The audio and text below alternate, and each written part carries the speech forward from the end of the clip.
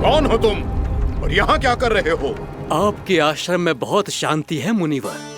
साधना करने के लिए बहुत ही उत्तम स्थान है ये।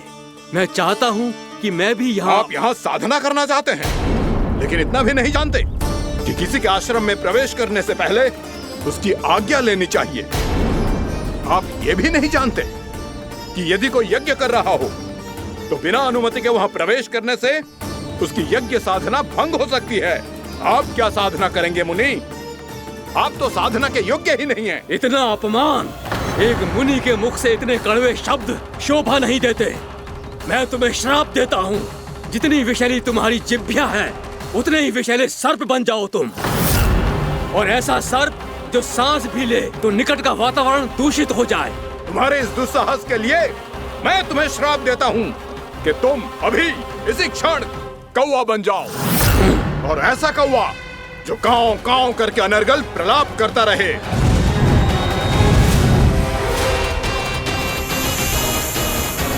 ये मैंने क्या किया? ये मैंने क्या किया? क्रोध के कारण दोनों ने एक दूसरे को श्राप दे दिया। पर दोनों ही मेरे भक्त हैं, और भगवान होकर मैं अपने भक्तों को इतनी कठिनाई में कैसे देख सकता था।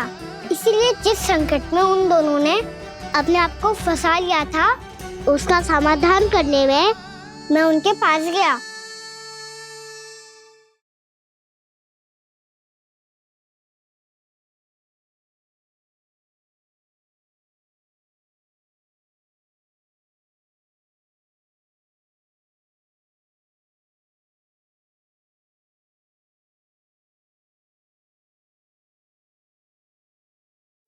तंग करे मैया को खिजाए, खेले रूठे मनाए।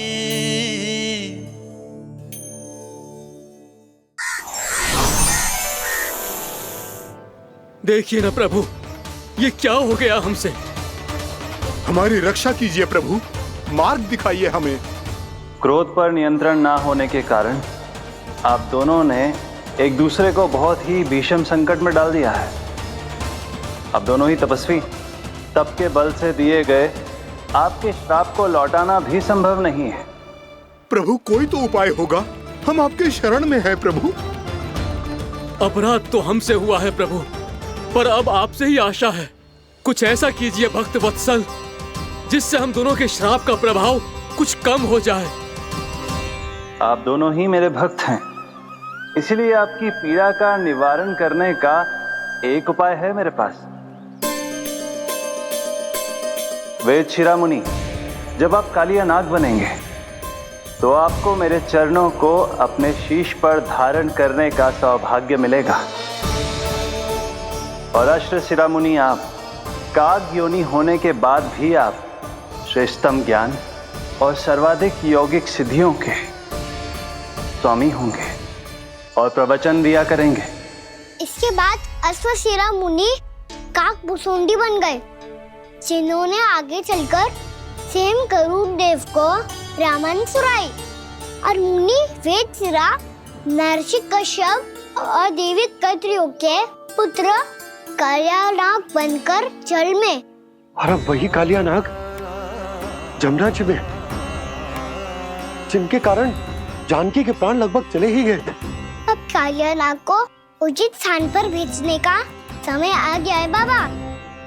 पर ये तो अच्छी बात है कान्हा, वेद शिरोमणि को दिया हुआ तुम्हारा वचन भी पूरा हो जाएगा, जमुना जी की शुद्धि भी हो जाएगी। इस सब के बाद भी तुम दुखी क्यों हो? क्योंकि इसके बाद मैया के सामने मेरा रहस्य खुल जाएगा बाबा। उन्हें पता चल जाएगा कि उनका बालक कोई साधारण बालक ना है। भविष्य में जो होने वाला है उसे सबके सामने घटने से रोकना मेरे लिए भी संभव ना होगा। मैया को सब पता चल जाएगा। क्या पता चल जाएगा रे मुझे?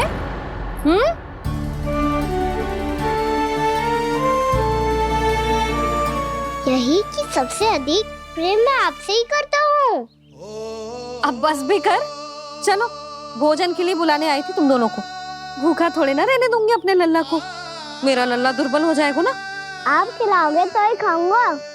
हाँ ठीक है, मैं ही खिलाऊंगी। अब चल, आओ जी, चल।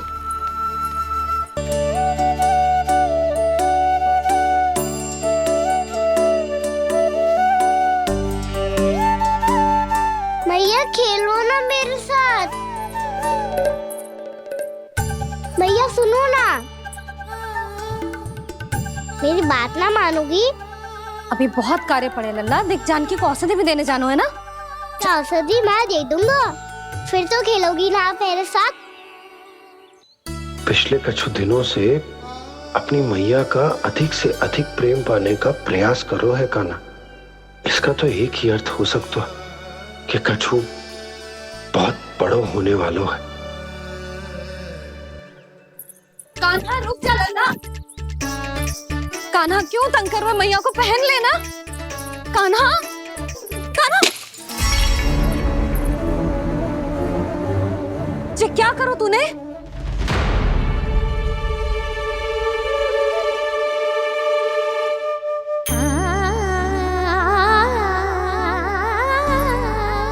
अच्छा ठीक है, अब मुंह लटकाने की आवश्यकता ना है। ये ले।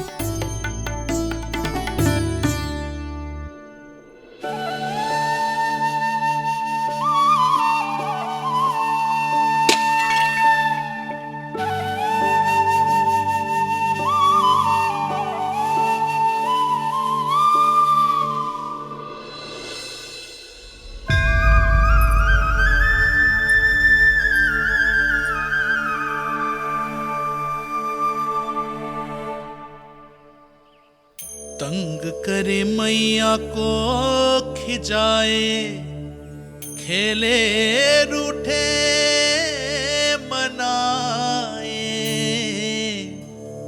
लीला अनोखी करके शरारत, कान्हा दंड भी पाए।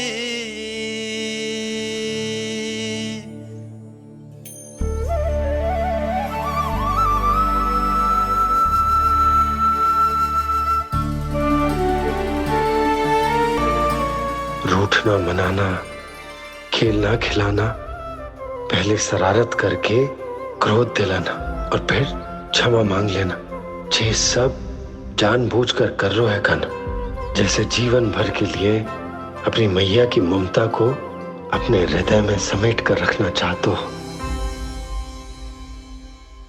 कैसे कैसे करूं उस कालिया से मित्रता, कैसे करूं उसका उपयोग?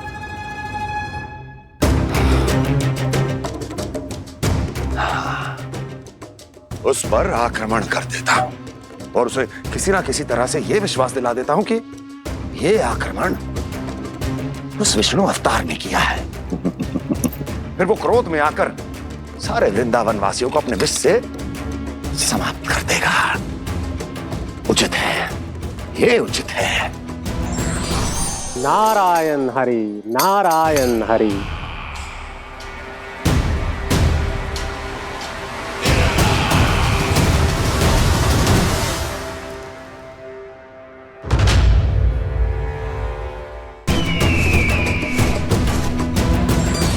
नारायण हरि, नारायण हरि।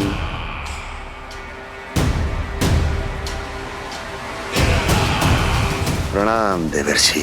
किस योजना में कितना लाभ है और कितनी हानि, यह आंकलन करते करते थक गए होंगे मथुरा नरेश। देवर्षि, आज मेरा ध्यान कैसे आ गया आपको? आप तो सदैव ही मेरे ध्यान में रहते हैं महाराज कंस। सत्य तो यह है कि मथुरा में जो भी हो रहा है मुझसे छिपा हुआ नहीं है। मैं जानता हूं कि आप किसी भी असुर को वृंदावन क्यों ना भेजें, और वो असुर कितना भी शक्तिशाली क्यों ना हो, कृष्ण का सामना नहीं कर पाता। या तो पराजय स्वीकार करके आपके पास लौट आता है, या तो फिर वीर गति को प्राप्त हो जाता है।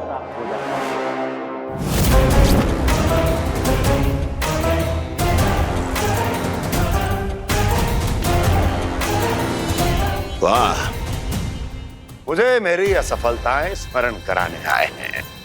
मेरे घाव को खुरेदने आए हैं, उन पे नमक छिड़कने आए हैं। मित्र को शत्रु समझने की भूल मत कीजिए महाराज कंस। मैं तो आपकी सहायता करने आया हूं। हाँ, और मेरी सहायता। कृष्ण विष्णु अवतार है, आप विष्णु के भक्त हैं। मैं हूं विष्णु द्रोही, फिर भी तो आपके आराध्य को हानि पहुंचाना चाहता है, उसकी सहायता करना चाहते हैं आप। क्या आप निश्चित रूप से कह सकते हैं कि आप ब्रह्मांड के सभी नियमों को अच्छी तरह समझते हैं? अवश्य। आपके लिए बस इतना ही जानना पर्याप्त होगा कि मैं जो कुछ भी कर रहा हूं उसके लिए मेरे व्यक्तिगत कारण हैं। मैं तो बस आपके हित में पिछली बार की तरह एक सुझाव लेके आया था, पर यदि आप मेरा सुझाव सुनना भी नहीं चाहते तो आपकी इच्छा। नारायण हरि, नारायण हरि। कारण चाहे जो हो, इनके पिछले सुझाव के कारण ही आज मेरे शत्रुओं की संख्या कम है। अन्यथा मैं देवकी के अन्य पुत्रों को भी जीवित छोड़ देता, और आज वो सब अपने भाई के साथ मिलकर उसकी शक्ति को अनेक गुणा बढ़ा देते। ठहरिए देवऋषि।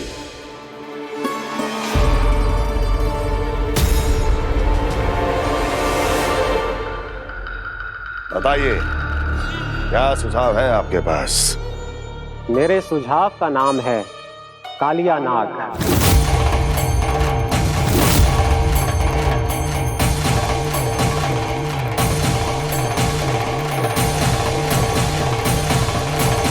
उसके विषय में मैं जानता हूं देवऋषि।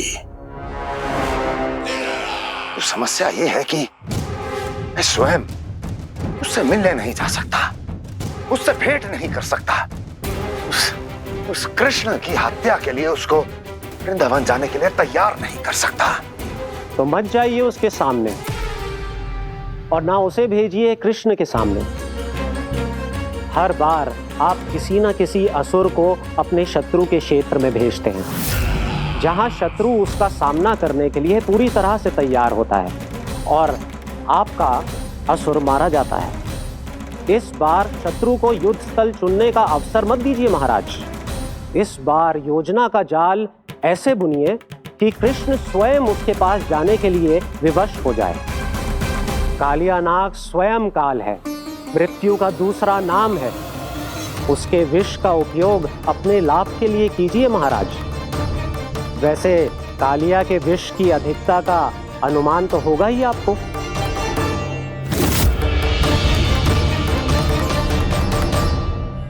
एक बार जो उसके क्षेत्र में पहुंच गया, फिर उसके विष से बचना असंभव है। उचित सुझाव है देवर्षि, उचित सुझाव है। देवर्षि, उस छलिया विष्णु की भक्ति करते करते आप भी उसके रंग ढंग सीख गए हैं। उचित है, उचित है।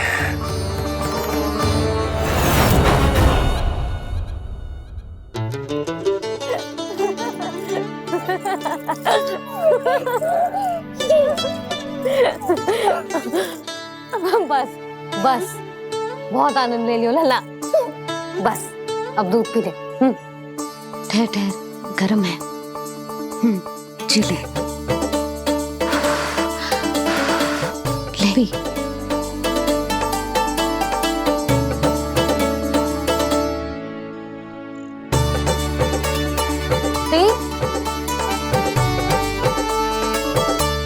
मैं ना होती तो ना जाने क्या होता तेरा। अपने आप दूध भी ना पी सकते है, भावला कहीं का। आपकी इस प्रेम के लिए तो मैं धरती पे आया हूँ मैया। मैं भी यही सोच रहा हूँ यशोदा, कि तुम ना होती तो मेरा क्या होता। इसी बात पे थोड़ा दूध और कजू खाने को दे दो। अरे मैं तो भूल ही गई।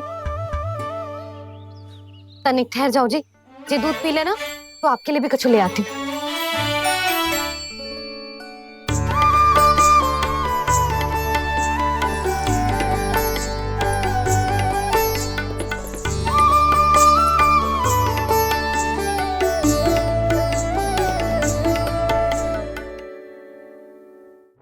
प्रणाम महाराज। आपकी आज्ञा के अनुसार बिल्कुल वैसा ही पत्र तैयार किया है जैसा आप चाहते थे।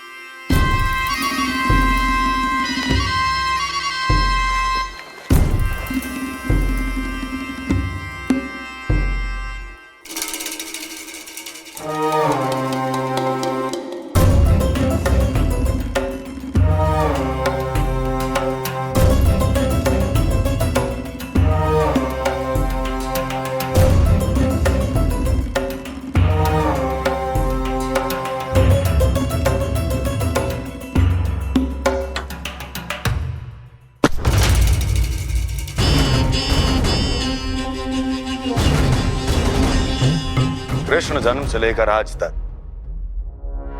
ये मेरी सबसे महत्वपूर्ण योजना है। इसका सफल होना निश्चित है दूत, किंतु केवल वही करना जैसा मैंने कहा है। जाओ।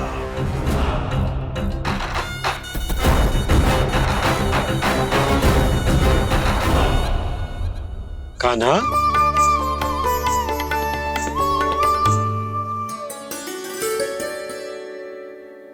क्या होगा? बाबा मैं चाहता हूँ कि मैया की स्वमता क्रिस्टल फ्रेम की वर्षा मुझ पे सरते ऐसे होते रहे। वो तो होती रहेगी लल्ला। अपने लल्ला के लिए किसी मैया का प्रेम कभी कम हो सकता है भला? नंदराज, वो मथुरा से एक दूत आयो है महाराज कंस का राजपत्र लेके।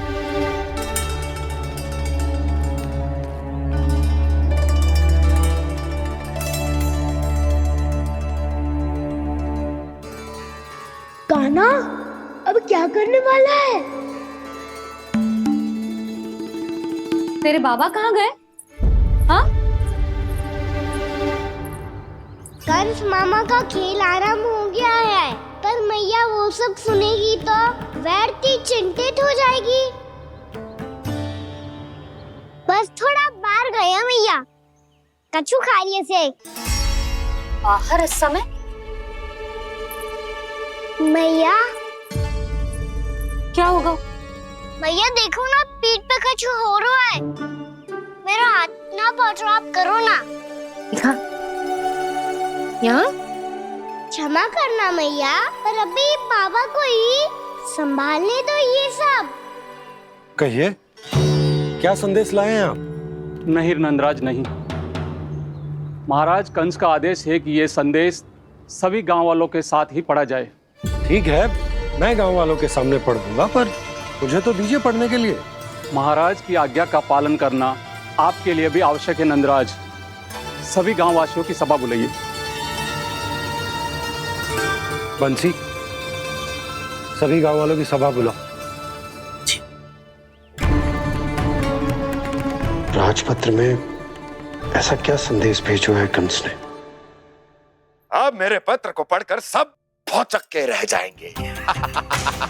और वो कृष्ण, उस कृष्ण के पांव के नीचे से तो भूमि खिसक जाएगी, आकाश फट पड़ेगा, बिजलियां गिर जाएंगी। प्राप्ति, ओ प्राप्ति, कंस का पत्र। स्वयं को बहुत अधिक शक्तिशाली समझता है ना वो। अब देखता हूं कैसे वो इस महासंकट का सामना करता है। वो कृष्ण, वो अपनी मृत्यु स्वयं चुनेगा या मृत्यु की वेदी पर चढ़ा देगा प्रिय वृंदावन वासियों को।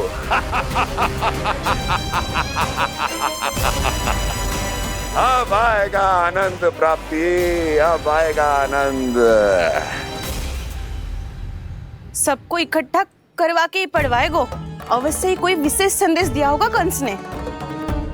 मैं भी यही सोच रही हूँ सुलक्षणा जी, कछु ना कछु तो विशेष है, और जे हो क्या सकता है? हाँ, बात तो सही है। ऐसा क्या हो सकता है?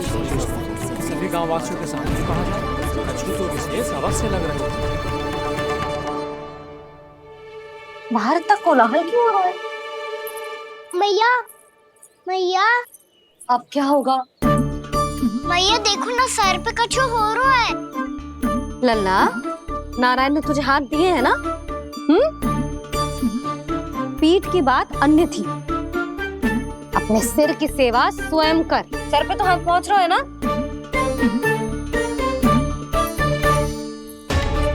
मैया सुनो ना, मैया देखो ना, तीव्र कर कछु हो रहा है। मैया देखो ना, तीव्र कछु हो रहा है।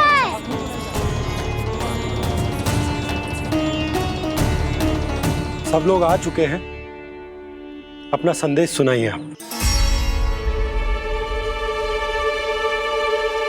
गोपराज नंद और सभी वृंदावन वासियों को सूचित किया जाता है कि मथुरा अधिपति और आप सभी के महाराज कंस ने कल सुबह भव्य पूजा का आयोजन किया है। इसके लिए राज्य को वृंदावन के क्षेत्र के निकट यमुना नदी के मध्य में खिलने वाले 1 कोटि कमल के पुष्पों की आवश्यकता है। इसीलिए आप सभी को यह आदेश दिया जाता है कि ये सभी कमल के पुष्प प्रथम पहर से पहले राजसभा में पहुंचा दिए जाए। वो भी प्रथम पहर से पहले कैसे हो सकता है? यदि आप ऐसा करने में असफल रहे तो इसे राज आज्ञा का उल्लंघन माना जाएगा और राजद्रोह के आरोप में आप सभी को कड़े से कड़ा दंड दिया जाएगा। स्मरण रहे, यदि कल की पूजा में इन 1 कोटि कमल के पुष्पों का ना पहुंचने के कारण कोई व्यवधान आया तो समस्त वृंदावन वासियों को दोषी माना जाएगा और पूरे गांव को निवासियों सहित धूल में मिला दिया जाएगा। कल प्रथम पहर तक का ही समय है आप सबके पास।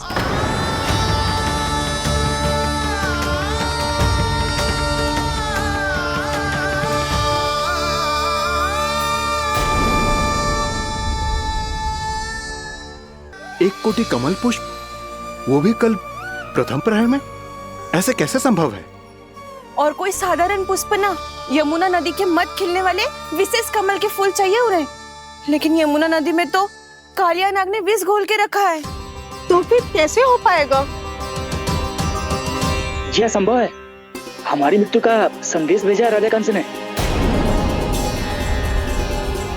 सदैव की भांति इस समस्या पर भी गांव के बड़े ही विचार करेंगे। बालकों का यहाँ होना उचित ना है।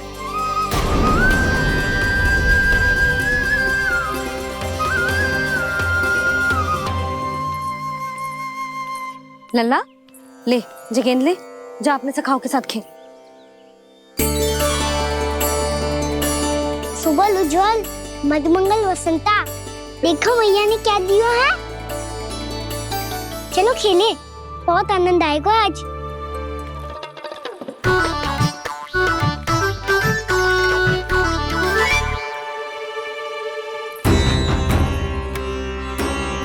भानु, बंसी, जाओ और शीघ्र ही वो घेरे का कार्य समाप्त करो।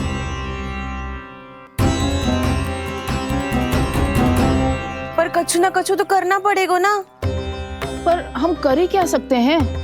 पुष्प लाने को और कोई उपाय है भी तो ना। मैं चला जाऊंगा जमुना जी में। वैसे भी मेरे जीवन के कितने दिन शेष बचे हैं। गांव के लिए, समाज के लिए कुछ करके मरूं, तभी तो शांति मिलेगी। ना काका, यदि आप उस विषैले जल में छलांग लगा भी दोगे, किंतु 1 कोटि कमल पुष्प एकत्रित कर पाना आपके लिए संभव ना है। इससे अच्छा है कि मैं चला जाऊं। यदि मैं मर भी गया तो मेरे पीछे रोने वाला कोई ना है। किसी को कहीं जाने की आवश्यकता ना है। गोप नरेश होने के नाते ये मेरा कर्तव्य है कि मैं आप सबकी रक्षा करूं। नंदराज, आपको जाना है तो जाओ। हरिया, काका, भैया सब चले जाओ। लेकिन आपको पता है वहाँ का जल कितना विषैला है। आप लोग एक क्षण भी जीवित नहीं रह पाओगे। फिर कैसे इकट्ठा करेंगे 1 कोटि कमल पुष्प? आप बात तो सही कह रही हैं शांति। उस दुष्ट कंस ने ऐसी मांग रख के हम सबको फंसा दिया। हम में से कोई भी क्यों ना चला जाए और इस संकट का समाधान ना निकले को। कान्हा, बताना कौन सा खेल खेलें? गेंद पकड़ खेलते हैं। पर एक बात सुन लो सब, कोई भी तीव्र गति से ना फेंकेगा गेंद को। भैया ने फ्रेम बनाई है मेरे लिए। सब तैयार हो? हाँ।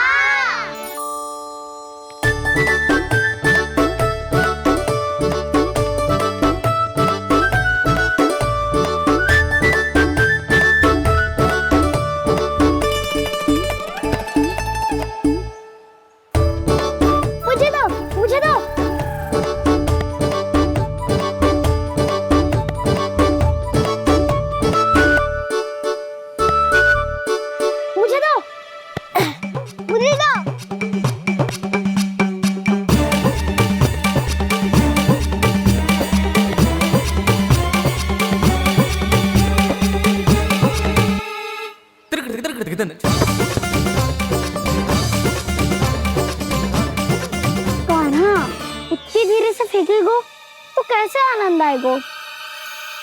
थोड़ा बल लगा के फेंक।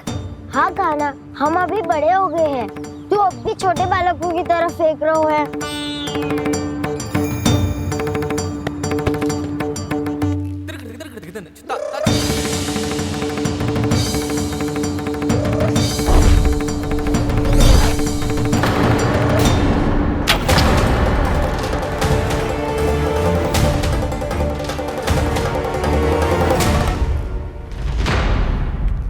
दीदी जी क्या करो कान्हा, गेंद तो डूब गई।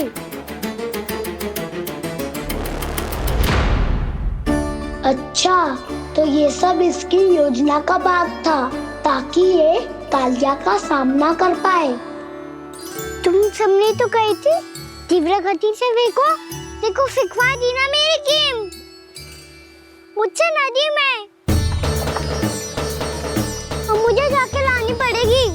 रुक जा कान्हा, रुक जा कान्हा। जी क्या बोल रहे थे कान्हा? इसमें तो बहुत संकट है।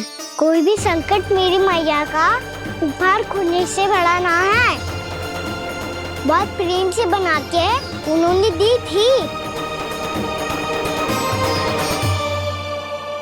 हे नारायण, कोई उपाय समझ में ना आ रहा है। मैया, हम कैसे करेंगे हम अपने गांव की रक्षा? कीड़े पड़ेंगे उस दुष्ट को। यदि उसके कारण किसी के प्राण चले गए तो कौन सा फल मिलेगा उसे इस पूजा का? तुम सही कह रही हो यशोदा, और हमारे पास कोई और दूसरा विकल्प भी तो ना है। यदि हमने मथुरा की राज आज्ञा का पालन ना किया तो इसका दुष्परिणाम पूरे गांव को भुगतना पड़ेगा।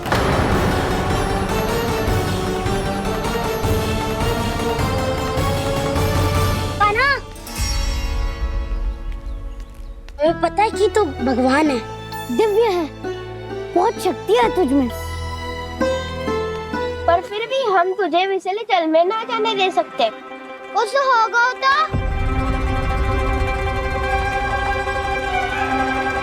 तुम सब इतनी हट कर रहे हो तो ठीक है, ना जाऊंगा। गेंद कहाँ गिरी है, कितनी दूर गई है, ये तो देख लूं, ताकि उसे बाहर निकालने का कोई उपाय ढूंढ पाऊं।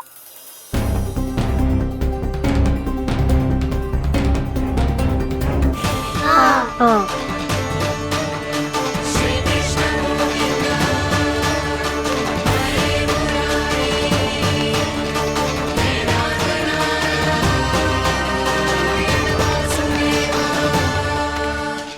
कान्हा की ये लीला तो समझ ही नहीं आ रही। पहले इसने देवश्री नारद को मथुरा जाकर कंस को भड़काने के लिए कहा, फिर स्वयं ही दुखी भी हो गया कि अब इसका रहस्य सबके सामने खुल जाएगा। और अभी स्वयं ही तो इसने कहा था कि गेंद बहुत महत्वपूर्ण है, फिर स्वयं ही उसे नदी के विषैले जल में फेंक दिया।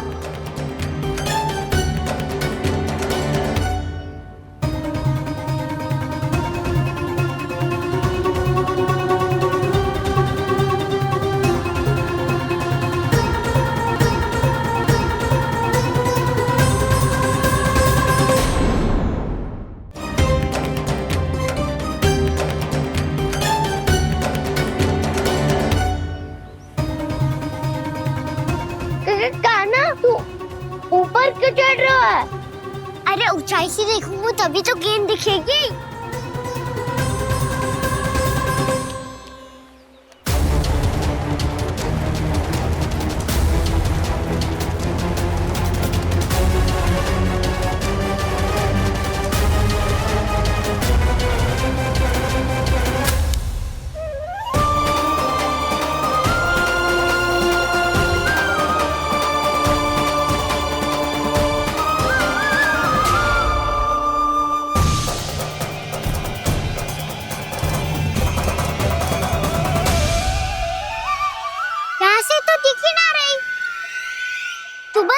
से फेंकी थी ना?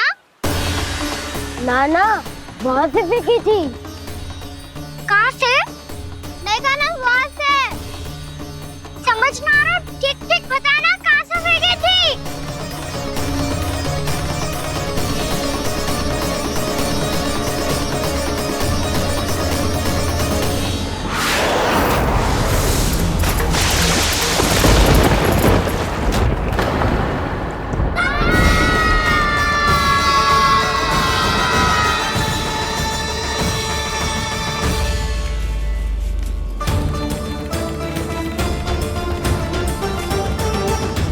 कालिया नाग के क्षेत्र में जाकर कोई भी जीवित वापस ना लौट सको।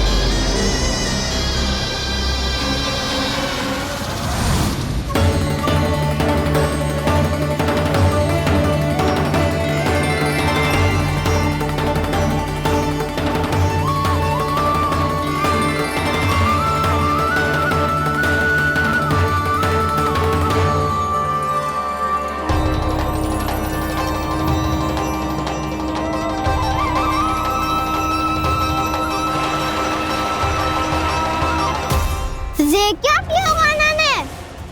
कालिया नाग तो उसे देखते ही निकल जाएगा।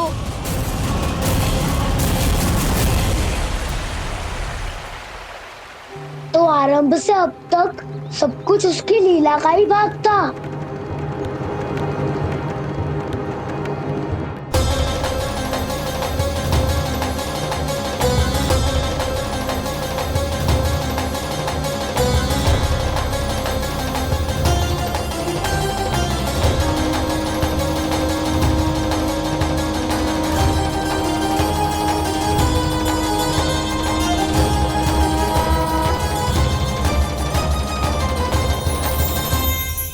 इतना सुंदर रूप, मन मोहने वाली मुस्कान, अद्भुत तेज और भगवान जैसी दिव्यता। कौन हो तुम? हाँ, तुम्हें देखकर तो हम सब सम्मोहित ही हो गए।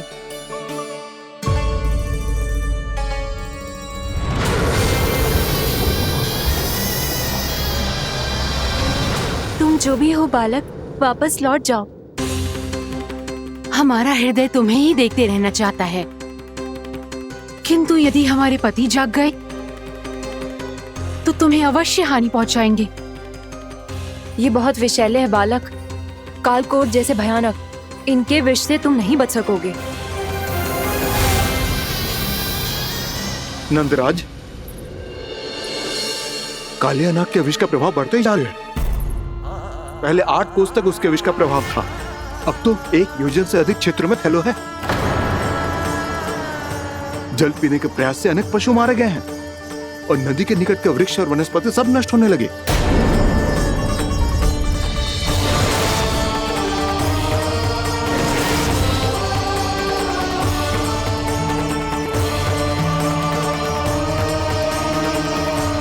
इनके विष की तीव्रता इतनी अधिक है बालक कि इनके संपर्क में आने वाले को तड़पने का भी अवसर नहीं मिलता।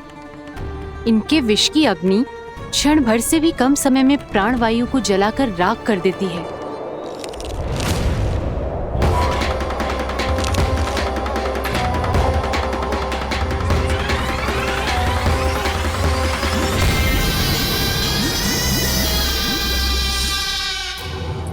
तब तो समस्या और भी गंभीर हो जाएगी।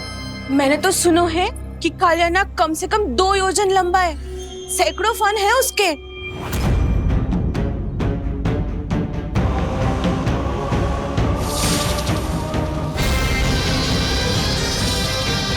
इसका अर्थ तो ये है कि हम दोनों ओर से फंस गए। एक और कंस को 1 कोटि कमल पुष्प देने जो कि कालिया नाग के क्षेत्र में पड़ते हैं, और दूसरी ओर उस कालिया नाग का विष यमुना जी के क्षेत्र में बढ़ता ही जा रहा।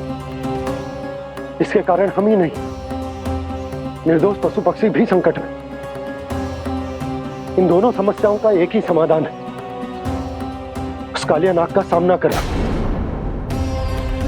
और ये ना समझ आ रहा कि हम ये करेंगे कैसे, क्योंकि ये बात साधारण मनुष्य के बस की ना है। हमारे लिए ये असंभव है।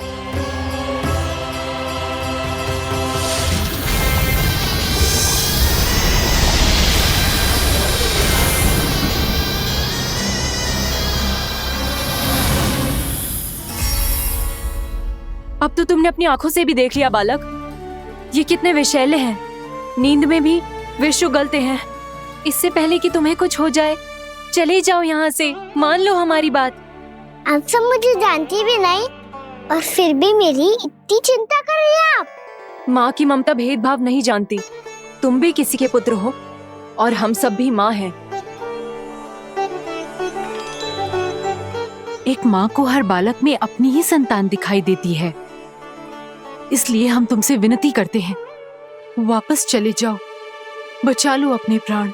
मेरी चिंता मत कीजिए, मुझे कुछ नहीं होगा।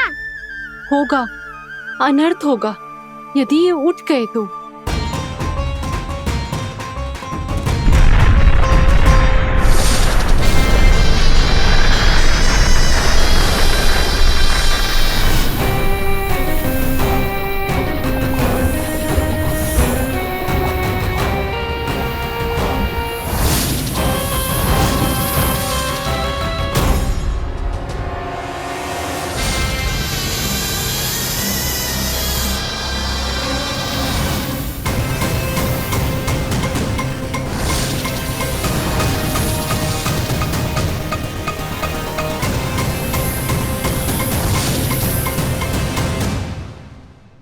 सामने होते हुए भी अपने इश्क को केवल वही देख सकता है जो अपना अभिमान त्याग चुका हो। पर पूर्व जन्म में मेरा भक्त होने के नाते मेरा सत्य स्वरूप देख पाने में मुझे इसकी सहायता करनी चाहिए।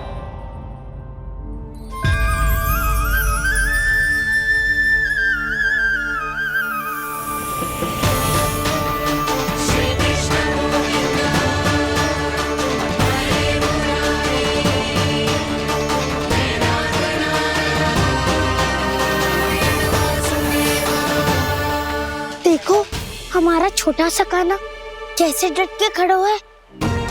इतने विशालकाय, इतने महाभयंकर सबके सामने।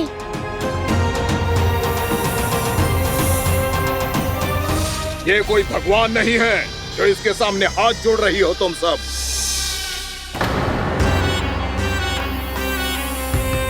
एक सामान्य साधारण बालक है ये, जो ये तक नहीं जानता कि इसके सामने है इसका काल, कालिया।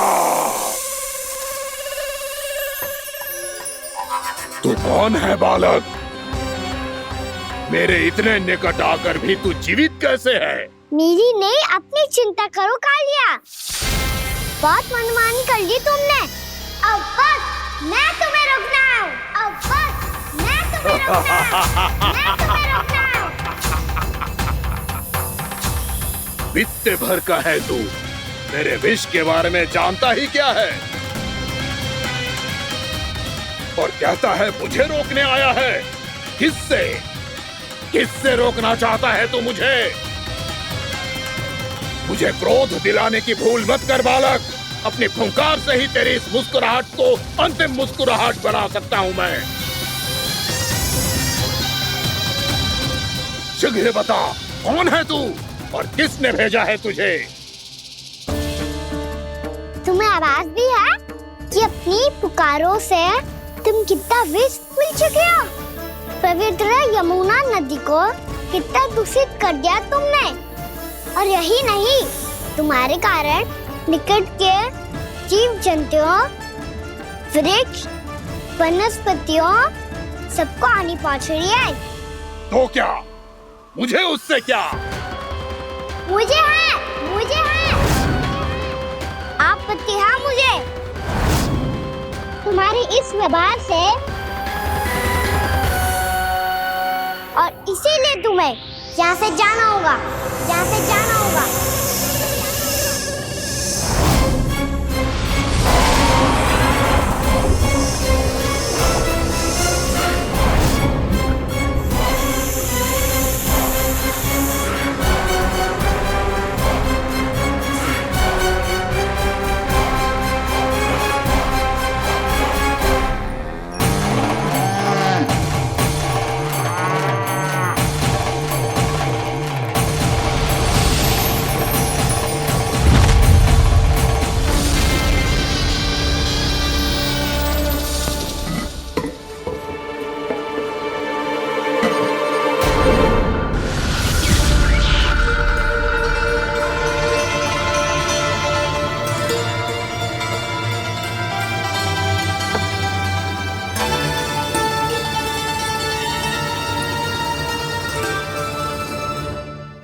मुझे आदेश देने का साहस भी कैसे किया तूने?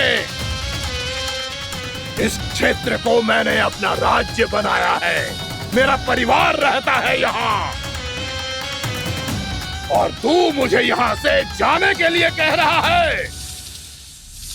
हाँ, क्योंकि तुम्हारे यहाँ रहने के कारण अन्य जीवों को हानि हो रही है और मैं ऐसा नहीं होने दे सकता। मैं तो बस वही कर रहा हूँ जो एक सर्प का स्वभाव है। विष फैलाना स्वाभाविक है मेरे लिए, इसलिए मुझे चुनौती मत दे बालक। चुनौती तो मैं दे चुका हूँ कालिया। अब तो बस तुम्हें स्वीकार करनी है।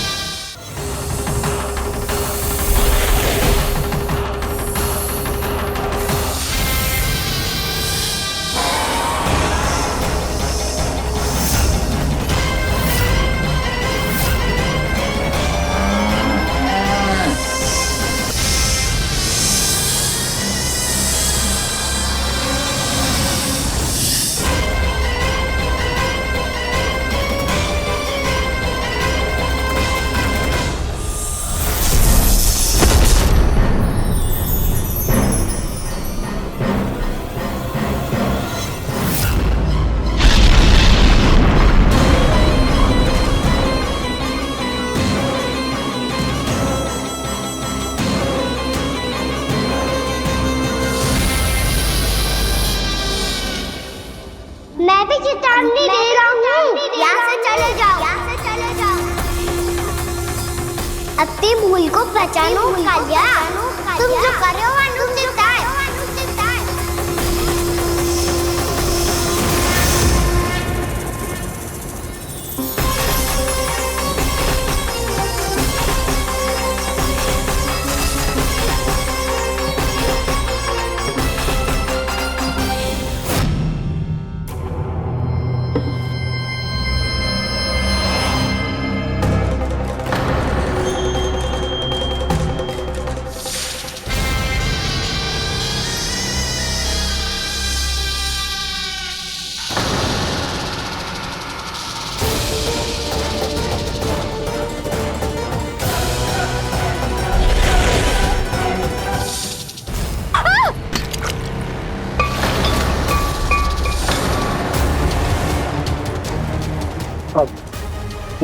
मैं आता हूँ।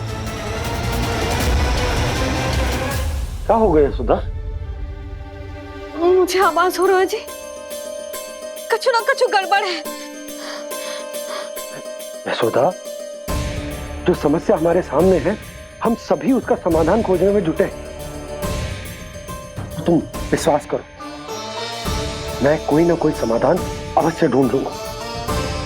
हम कैसे भी करके वो कमल के पुष्प उस कंस तक पहुंचा देंगे।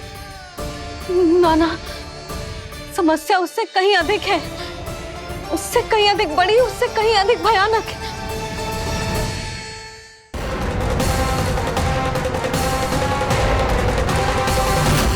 इसकी ये बूंद से ही सबके प्राण चले जाते हैं। इसने तो इसकी धारियां फेंकी है खाना पे।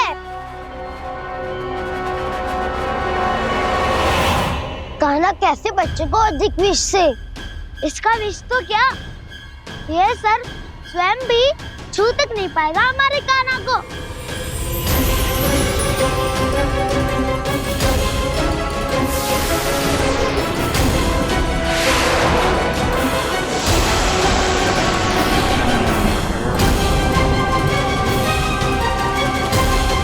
तुम्हारे सखा को, मेरे भाई को कोई हानि नहीं पहुंचा पाएगा। ये कान्हा का सत्य चाहे जो हो बलराम, पर अभी तो जो एक बालक ही है ना। देखो कैसे विष के कारण स्थिर हो गया है।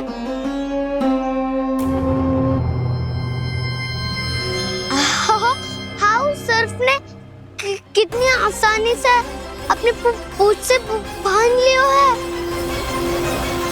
मुझे यहाँ से भगाना चाहता था ना तू? अब मैं तुझे दिखाऊंगा अपना सामर्थ्य। ये मूर्ख किसे बांधना चाहता है अपनी पूंछ में? उन्हें जिनका विस्तार सारे ब्रह्मांड में है, या उन्हें जो स्वयं अनंत है? पर देवराज, प्रभु ऐसा करने ही क्यों दे रहे हैं कालिया को? आप सब भूल रहे हैं देवगण। कालिया पूर्व जन्म में प्रभु का बहुत बड़ा भक्त था। उसी भक्ति का फल मिल रहा है अब इसे। वैसे भी भक्तों के मन का भाव सबल हो तो भगवान तो सहज ही बंध जाते हैं।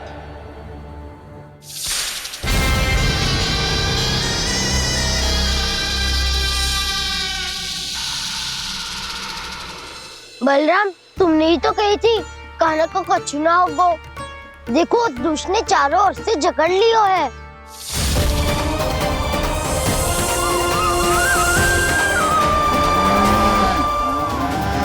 ये क्या कह रही हो तुम? जसोदा जी, क्या हुआ? घबरा क्यों रही हो आप? सुलक्षणा, मुझे आभास हो रहा है कुछ बहुत बड़ी अनहोनी हो गई है। नंदराज, नंदराज, नंदराज!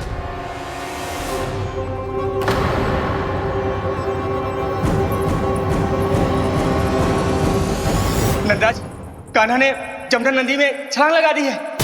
कान्हा ने जमुना नदी में छलांग लगा दी है। कान्हा ने जमुना नदी में छलांग लगा दी है। कान्हा जमुना में कूद गया है। मुझे लगा था आज कछु गड़बड़ होने वाली है। मुझे आज कान्हा को ना जाने देना चाहिए था।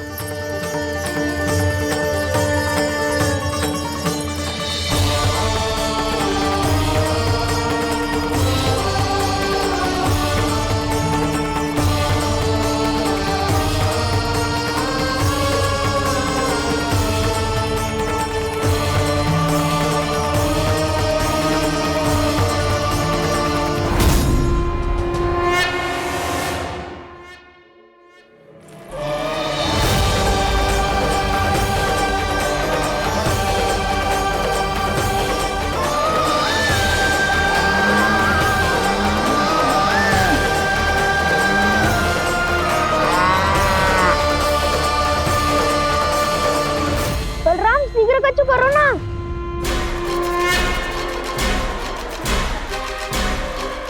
कुछ भी करो पर कान्हा को बचाओ। नाग बहुत भयंकर है। कान्हा अकेले ना संभाल पाएगा इसे।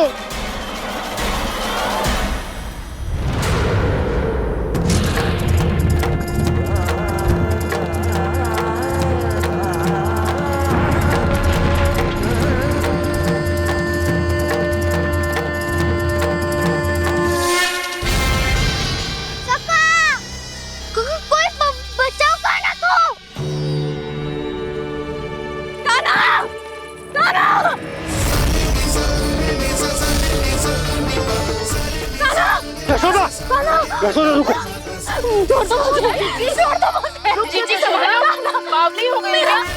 जीजी संभालो। कान्हा, कान्हा।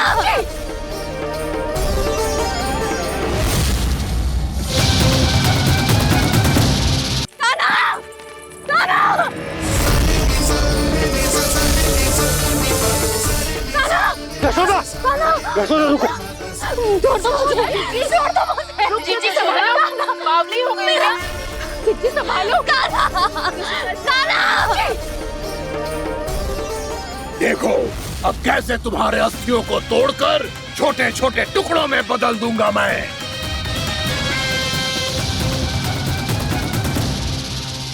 सुदाची, आप जाओगी तो आप भी फंस जाओगी।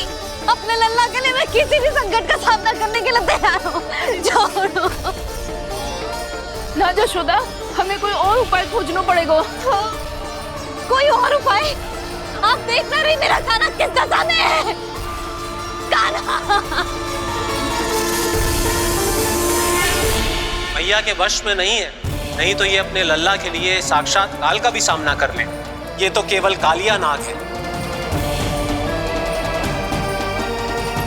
हे नागराज, आप मेरे प्राण ले लो पर कान्हा को छोड़ दो। ना नागराज, आप मेरे प्राण ले लो, मैं विरोध भी ना करूंगी। ना नागराज, आप मुझे मार दो पर मेरे कान्हा को छोड़ दो। ना ना ना ना नागराज, मेरे प्राण ले लो, हमारे कान्हा से क्या शत्रुता है आपकी? प्रभु के लिए जो प्रेम यशोदा मैया के हृदय में है, वही इन सभी गोपियों के हृदय में भी है।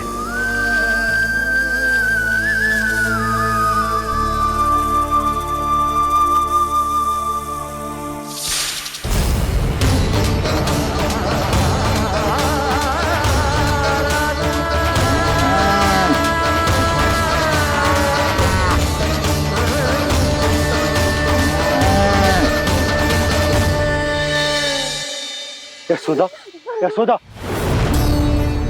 देखो इन गोपियों को, इन गैयाओं को, इन सब के मन में भी तुम्हारी भांति ही ममता भरी हुई। वो सब भी कान्हा से उतना ही प्रेम और स्नेह करती है, उतनी ही ममता से भरी हुई है जितनी कि तुम। तो तुम ही सोचो, जिसके साथ इतनी ममता और इतना स्नेह, इतना प्रेम, उसका कोई क्या कर सकता है? उस काले नाग का वेश इस सब आशीर्वादों के सामने कछु न है। कछु करो जी। उसे बोलो वो मेरे प्राण में से मेरे कान्हा को छोड़ दे। यशोदा,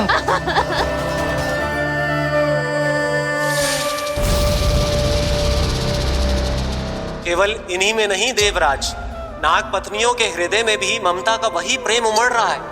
देखिए। मैं आपके हाथ जोड़ती हूँ स्वामी, इस बालक को छोड़ दीजिए। ये अवश्य ही कोई दिव्य आत्मा है स्वामी। हम आपसे विनती करते हैं स्वामी, इस नन्हे बालक को हानि मत पहुंचाइए स्वामी। मेरी पत्नियां मेरे ही शत्रु के लिए विनती कर रही हैं। अब यदि इसके पक्ष में एक शब्द भी कहा तुम सबने, तो मैं इस बालक से पहले तुम सबके प्राण ले लूंगा। हो रहा प्रसन्न नाग कालिया, विजय को निश्चित जान। रोते बिलखते व्याकुल सब, संकट में देख कान्हा के प्राण।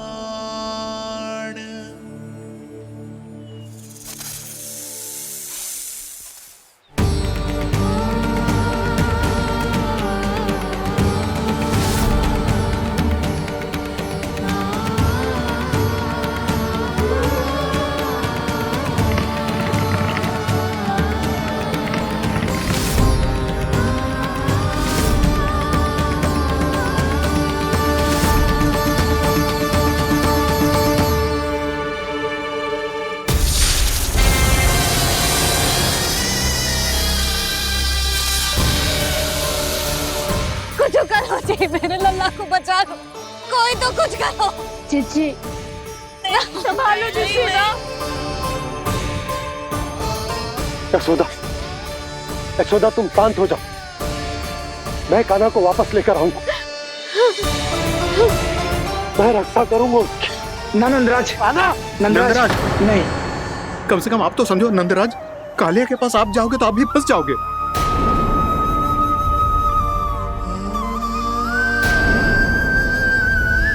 बलराम, तेरा भाई इतनी भीषण संकट में है और तुझे जरा भी दुख ना हो रहा? क्या आप सब अब तक नहीं समझ पाए कि कान्हा सच में कौन है? छोटे बाबा, आप तो उसका सत्य जानते हैं ना?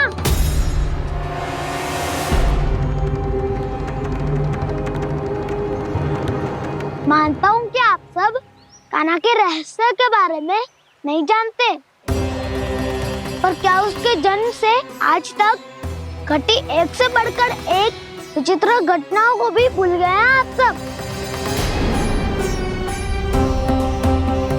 भूल गए हैं कि कैसी पूतना जैसी राक्षसी उसका कुछ बिगाड़ नहीं पाई, कैसे तरनावती जैसा भयानक राक्षस उसे एक खरोच भी नहीं दे पाया था।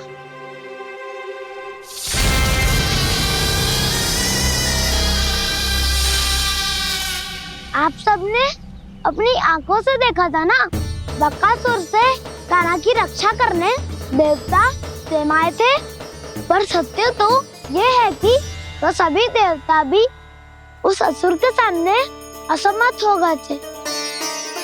तब कान्हा ने बहुत ही आसानी से उस भयंकर असुर का वध किया था। एक ही बार में धराशायी कर दिया था उसे। तो आप सभी सोचिए, बार बार ऐसे असाधारण कार्य करने वाला बालक साधारण कैसे हो सकता है? अब तो आरंभ से ही सारा सत्य जानते हैं छोटे बाबा। रहस्य छुपाने में सदैव कान्हा की सहायता करते आए हैं आप, और आज आप स्वयं ही उसके सत्य को भूल रहे हैं।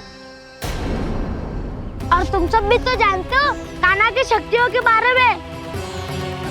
तो क्या तनिक भी विश्वास न आया अपने सखा पे?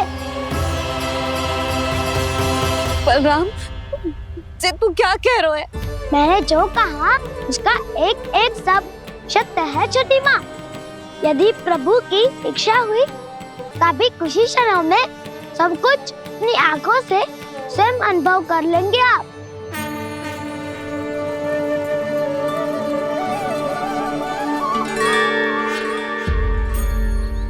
शांताकारं भुजगशयनं पद्मनाभं सुरेशं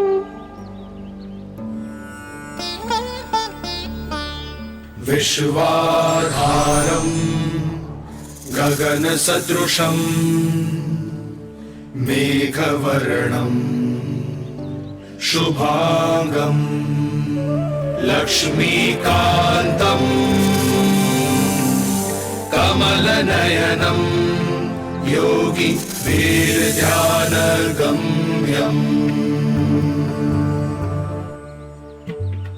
वन्दे विष्णुं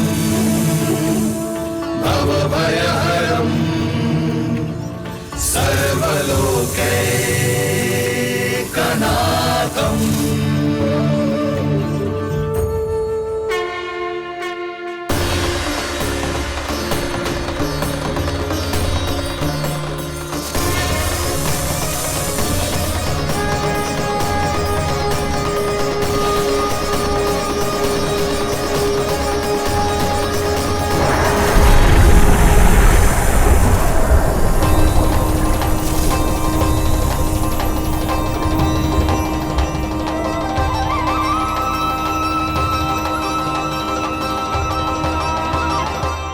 तुझे क्या लगता है बालक कि तू मेरी जकड़ से निकल गया तो अब बच जाएगा तू?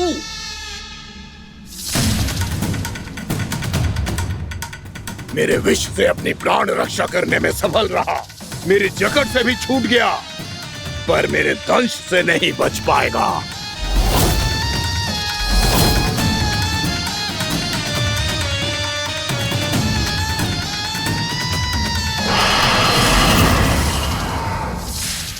अब भय से भाग रहा है, पर मैं तुझे मृत्यु देकर रहूंगा।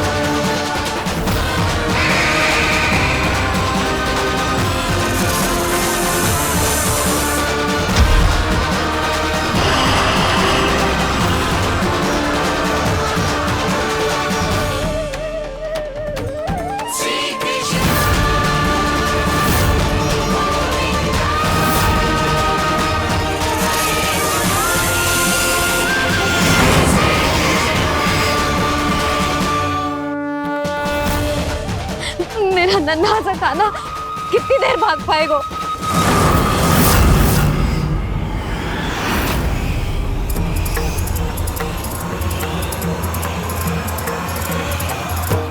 और कितनी प्रतीक्षा करोगे मेरी भक्त कालिया? भक्त नहीं, काल हूं मैं तेरा।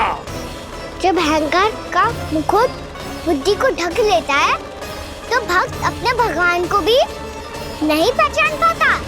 व्यर्थ की पहेली में मत उलझा बालक। ना मैं भक्त हूँ और ना तू भगवान।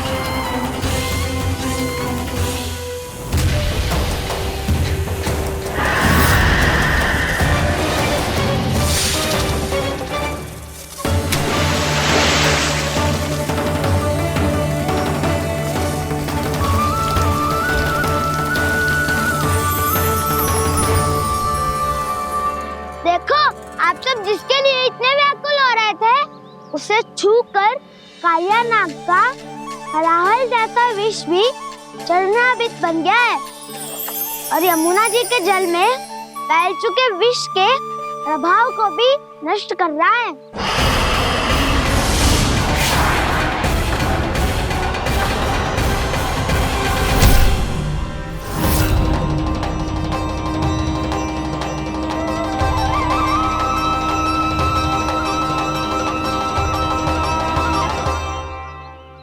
धर्म रक्षक अधर्म विनाशक प्रभु श्री कृष्ण का कौशल सचमुच अद्वितीय है।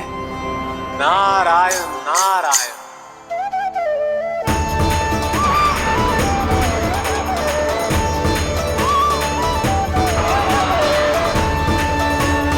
मेरा भार तुम्हारे भीतर के अहंकार का प्रतीक है कालिया। अब तुम्हारा अहंकार, तुम्हारा अनपान मेरे पाँव के नीचे है और तुम्हारी पूंछ अर्थात तुम्हारे प्राण मेरे हाथ में। अब तुम क्या करोगे भक्त?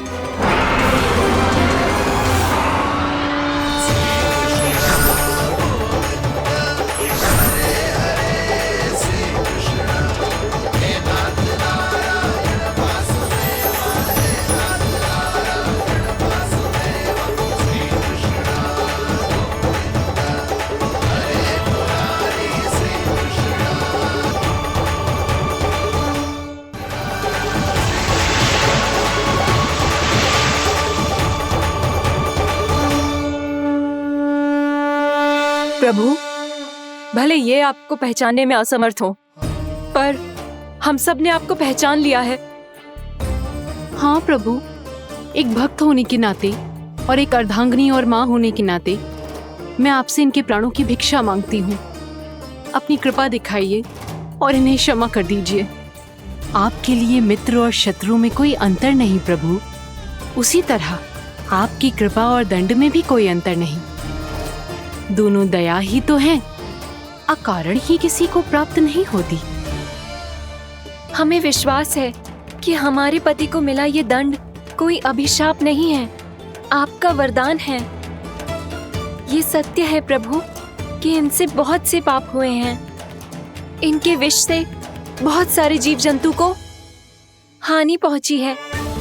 पर अब आपके चरण इनके शीश पर पड़ गए हैं। ऐसी कृपा तो बड़ी बड़ी महान महात्माओं को भी दुर्लभ है, और इन्हें प्राप्त हुआ तो अवश्य ही ये किसी महान पुण्य का ही फल है। हे प्रभु, उन्हीं पुण्य कर्मों की शक्ति का आह्वान कर मैं आपसे विनती करती हूँ, इन्हें प्राणदान दीजिए। मैं अपने इस भक्त को क्षमा अवश्य करूंगी देवियों, यदि ये अपने अहंकार को त्याग कर मुझे पहचान ले तो।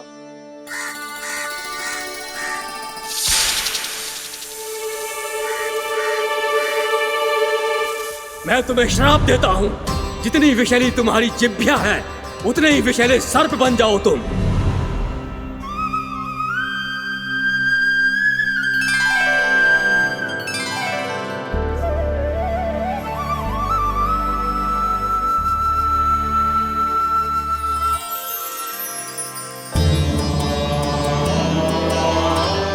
नारायण, मुझे क्षमा कीजिए नारायण।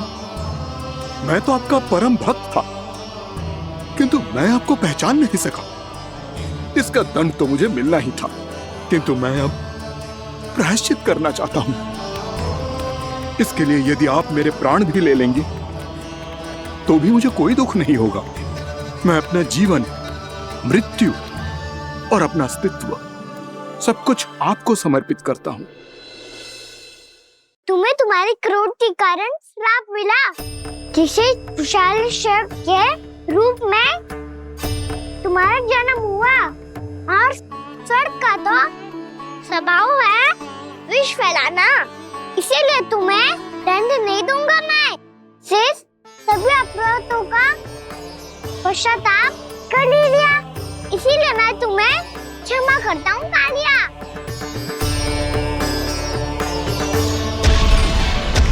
पर तुम्हें यहाँ से दूर समुद्र के बीच जाकर रहना होगा, जहाँ किसी निर्दोष का जीवन तुम्हारे विष से प्रभावित न हो।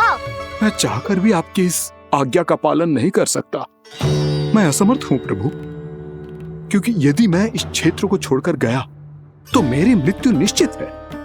आपसे क्या छुपा है प्रभु? आप तो जानते हैं कि सर्प जाति और आपके वाहन गरुड़ के बीच अनंत शत्रुता चल रही है, जिसका प्रारंभ नागों के द्वीप नागालय से हुआ था। उस द्वीप पर छोटे जीवों को निगल जाने के लिए सर्प थे, और गरुड़ को सर्पों का स्वाद बहुत प्रिय था, इसलिए वो बार बार नागद्वीप जाने लगा था। पर इस कारण पूरी सर्प जाति उससे आतंकित हो गई थी। इसलिए जब भी गरुड़ वहां पहुंचता तो सभी सर्प छिपने लगते। जब गरुड़ को इसका आभास हुआ तो उसे बड़ा क्रोध आया और वो उत्तेजना में भरकर सर्पों का शिकार करने लगा। भूख ना होने पर भी उन्हें मारने लगा। अब सर्पों के प्राण हरना उसके लिए खेल बन गया था। इस भीषण समस्या का समाधान ढूंढने के लिए पूरी सर्प जाति महान सर्प वासुकी के सामने इकट्ठी हुई। हे महान वासुकी, हमारी सहायता कीजिए। नागद्वीप पर गरुड़ ने आतंक मचा दिया है। पहले तो वो हमें अपना भोजन बनाता था, लेकिन अब हम उसके खेल का साधन बन चुके हैं। भूख हो या ना हो, जब तब आकर वो हमारे प्राण हर लेता है। अनुचित हिंसा के इस प्रथा का आरंभ सर्पों ने ही किया है। पहले आप सबने पूरे द्वीप पर अधिकार कर लिया, फिर आहार के साथ साथ आनंद के लिए भी आप सभी ने निर्दोष जीवों की हत्या की। और जब सृष्टि का संतुलन बनाए रखने के लिए गरुड़ आपको अपना आहार बनाने आया तो आप सब अपने प्राणों की रक्षा के लिए छिपने लगे। तो फिर गरुड़ का उत्तेजित होना तो स्वाभाविक ही था।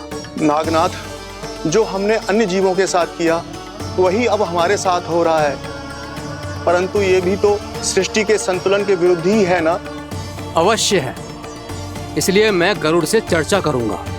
धन्यवाद प्रभु।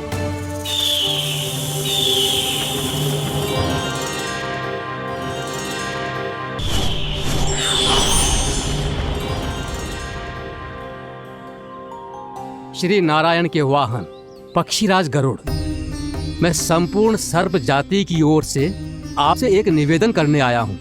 कहिए, क्या कहना चाहते हैं आप? हे पक्षीराज, यदि आप हम पर ऐसे ही आक्रमण करते रहे तो शीघ्र ही हमारी प्रजाति समाप्त हो जाएगी। इसीलिए हमारी आपसे विनती है, यदि आप उचित समझें तो सर्पों के किसी एक घर से हम आपको एक सर्प प्रतिदिन अर्पित करेंगे। आप उसको आहार बनाइए और अन्य सर्पों को जीवित रहने का अधिकार दीजिए। मुझे स्वीकार है। तब से प्रतिदिन किसी एक घर से एक सर्प गरुड़ के भोजन के लिए भेजा जाने लगा। समय के साथ मेरे घर की भी बारी आई, परंतु मैंने एक बहुत बड़ी भूल कर दी। समय आ गया है स्वामी, आज गरुड़ के आहार के लिए इसे चुना गया है। कौन है यह गरुड़ और क्यों दूं मैं इसे कोई भेंट? स्वामी, सभी सर्प राज्यों और गरुड़ के बीच में यही समझौता हुआ है, हमें इसका सम्मान करना ही होगा। मैंने कोई समझौता नहीं किया, मैंने कोई वचन नहीं दिया और ना ही मैं किसी गरुड़ से भयभीत होता हूँ। यदि इस राज्य में किसी को सर्पों को अपना आहार बनाने का अधिकार है तो वो केवल मुझे है। अब से गरुड़ को दी जाने वाली हर भेंट मुझे दी जाएगी, महाविषधारी महान नागराज कालिया को। यह और कुछ नहीं, मेरा अभिमान था प्रभु, और यह मेरे इस जन्म की सबसे बड़ी भूल थी, क्योंकि फिर जब गरुड़ को इस बारे में पता चला तो। कालिया, अभिमान में आकर तूने अपने काल को ललकारा है। जिस कालिया के नाम में ही काल छिपा है, तू उसे ललकारने का दुस्साहस कर रहा है गरुड़। स्वयं को भगवान विष्णु का वाहन कहता है तो वाहन का ही कर्म कर। स्मरण रख, इस धरती के सर्वश्रेष्ठ योद्धाओं के लिए भी मैं मृत्यु का दूत हूँ। विनाश काले विपरीत बुद्धि। तुझ जैसे मूर्ख सदा इस युक्ति को सार्थक करते आए हैं। अपने विनाश को आमंत्रण किया है तो अब भोग।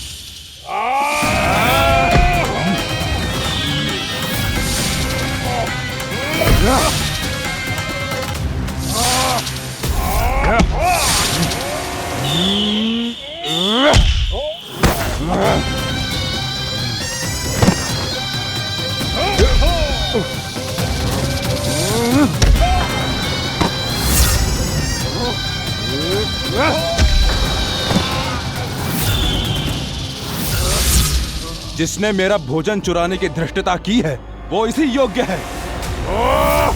तू मुझे जानता नहीं है गरुड़, मैं महाविषधारी नाग कालिया हूँ। तेरा इतना दुस्साहस कि तूने मुझ पर चरण से प्रहार किया। वाह!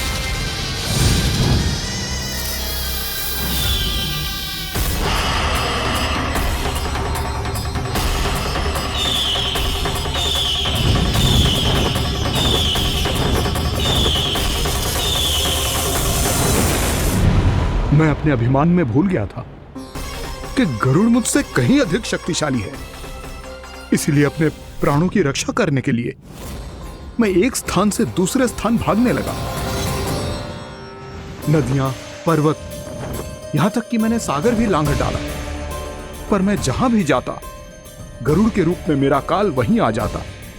इसीलिए मृत्यु की आशंका से भयभीत होकर मैं अपने बड़े भाई मां कद्रू के प्रथम पुत्र अनंत शेषनाग से राय लेने चला गया। भैया, मैं यहां आपसे आपकी सहायता लेने आया हूं। मेरी एक छोटी सी भूल के कारण यह गरुड़ मेरा पीछा कर रहा है। मुझे हर समय हर स्थान पे ढूंढते रहता है। यदि उसने मुझे ढूंढ लिया तो वो निश्चित ही मेरे प्राण ले लेगा। मुझे कोई ऐसा स्थान बताइए जहां मैं अपनी पत्नी और अपनी संतानों के साथ शांति से रह सकूं। तुम यमुना नदी के किनारे वृंदावन क्षेत्र में जाके वास करो कालिया। गरुड़ वहां प्रवेश नहीं कर सकता क्योंकि उसे ऋषि सोबरी का श्राप मिला हुआ है।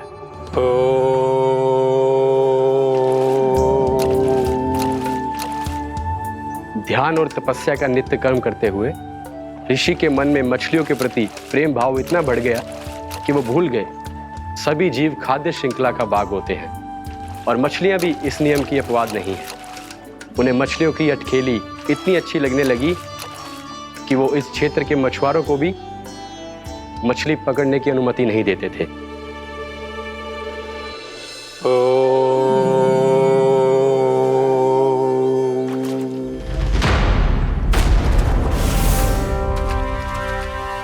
उस दिन वो उस पक्षी को नहीं रोक पाए, पर तब से सावधान रहने लगे।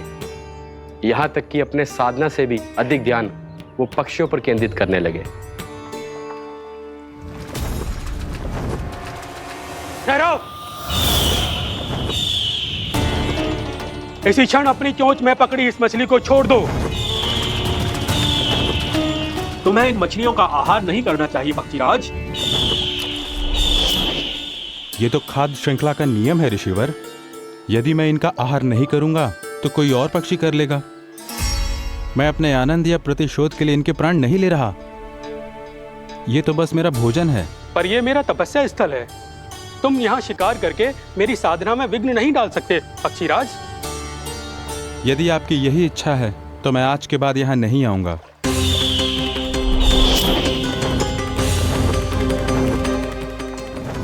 पर आज ये मछली मेरे आहार के रूप में पकड़ी जा चुकी है। मैं वचन देता हूँ ऋषिवर, इस स्थान पर यह मेरा अंतिम शिकार होगा।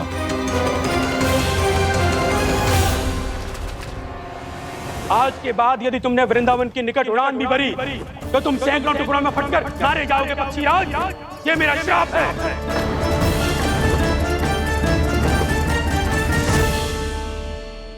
और इसीलिए भैया शेषनाग के सुझाव के अनुसार मैं यहां आ गया। पर अब यदि मैं कहीं और जाऊंगा तो मेरे प्राण नहीं बचेंगे प्रभु। डिस्टेंट रहो कालिया। अब से गरुड़ तुम्हें कोई हानि नहीं पहुंचाएगा। अब तुम्हारे फनों पर मेरी पक्षिंग बन गए कालिया। इसीलिए अब से तुम्हें गरुड़ से कोई भय नहीं होगा। निश्चिंत होकर अपने परिवार के साथ गहरे समुद्र में चले जाओ और सुख से शांति से निवास करो। पर ध्यान रहे निर्दोष जीवों को हानि ना पहुंचे। आपने मुझे जीवन दान दे दिया प्रभु। इस उपकार से मैं कृतज्ञ हूँ प्रभु। आदेश दीजिए, मैं आपकी सेवा कैसे करूं? तुम्हारे जल क्षेत्र से 1 कोटि कमल पुष्पों को लेने की अनुमति दे दो कालिया। यह मेरी सेवा होगी। प्रभु, ये तो मेरा सौभाग्य होगा।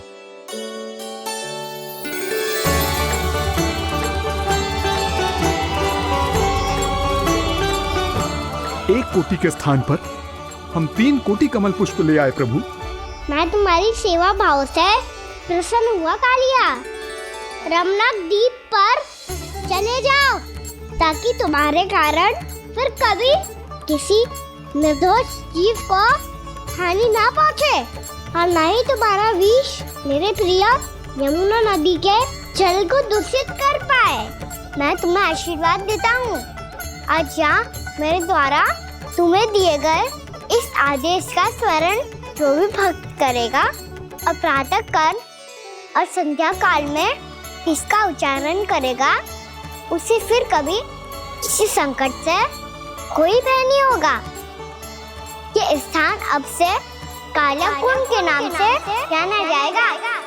यहाँ पर स्नान करने वाला और देवताओं को इस क्षेत्र से जल का अर्घ्य देकर प्रसन्न करने वाला भक्त यदि मेरा स्मरण करके पास रखेगा तो वो अपने सभी पापों से शीघ्र मुक्त हो जाएगा।